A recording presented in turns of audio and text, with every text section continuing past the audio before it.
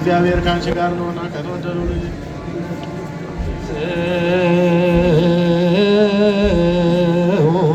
ለጸሎት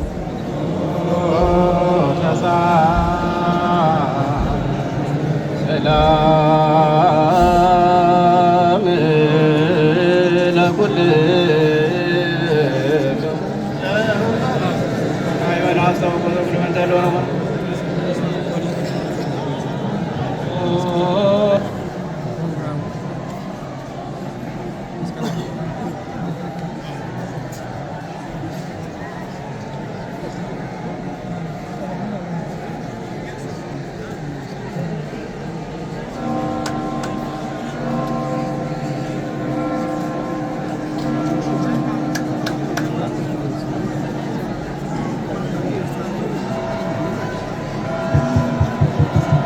ወልደ ሰማዕት ማራ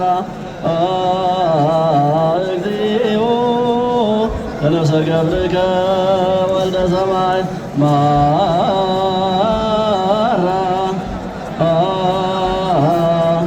እግዚኦ ለነፍሰ ገብርከ ወልደ ሰማዕት ማራ እግዚኦ ተነፍሰ ገብርከ ወልደ ሰማዕት ማራ እግዚኦ ለነፍሰ ሁነ ወልደ ሰማዕት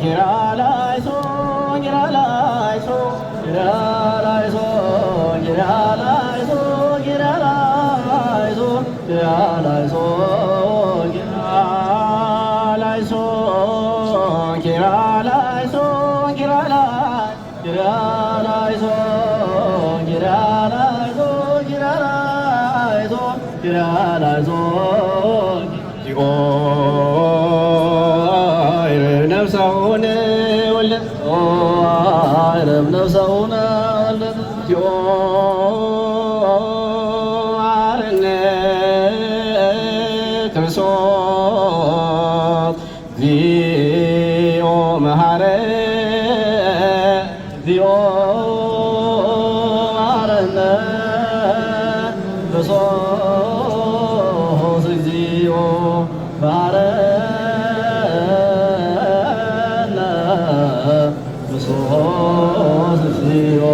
መሐረነ ክርስቶስ እግዚኦ መሐረነ እግዚኦ መሐረነ ክርስቶስ እግዚኦ መሐረነ ክርስቶስ እግዚኦ መሐረነ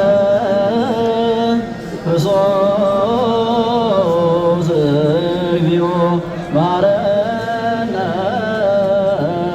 ክርስቶስ እግዚኦ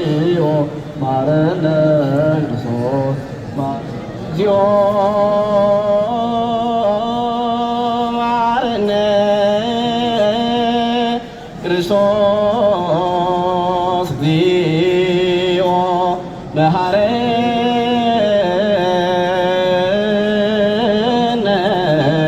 ክርስቶስ እግዚኦ መሐረነ ክርስቶስ እግዚኦ መሐረነ ክርስቶስ እግዚኦ መሐረነ ክርስቶስ እግዚኦ መሐረነ ክርስቶስ እግዚኦ መሐረነ ክርስቶስ እግዚኦ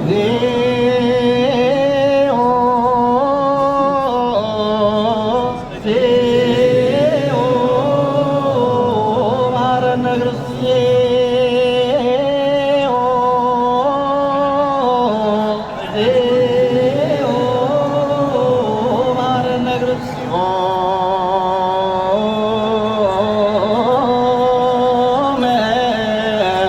መሐረነ ሰግዱ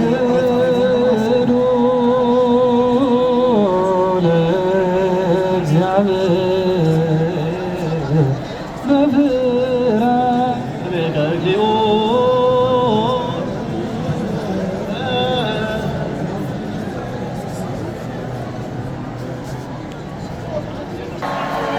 በክብር እንዲሸኘው ተልእኮውን የተወጣ ወንድማችንን በክብር እንዲሸኘው እባካችሁ ቦታውን ከፈታ አድርጉልኝ። በብፁዓን አባቶች ፊት ነው ያላችሁ።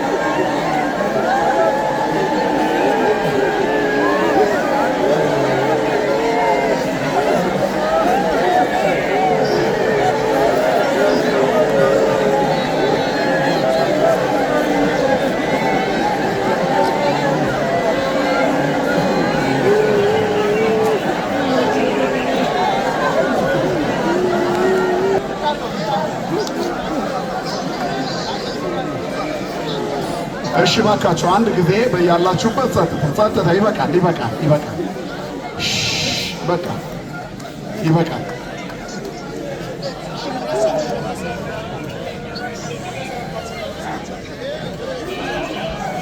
እሺ ይበቃል፣ ይበቃል፣ ይበቃል። እስቲ ዝም በሉ በሏቸው። አጠገባችሁ ጋር ላሉት ሁሉ ዝም በሉ በሏቸው።